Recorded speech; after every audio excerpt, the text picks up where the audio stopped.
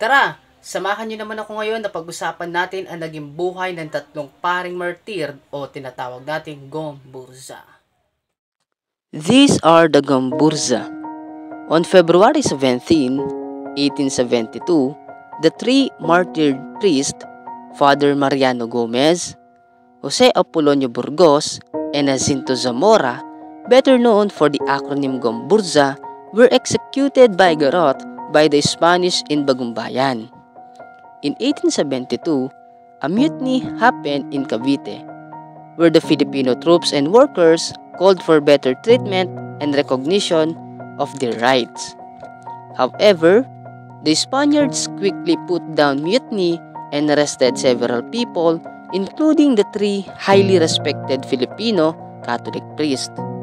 The death of the Gomburza among many Filipino would serve as a catalyst for nationalism, eventually leading up to the Philippine Revolution in 1896.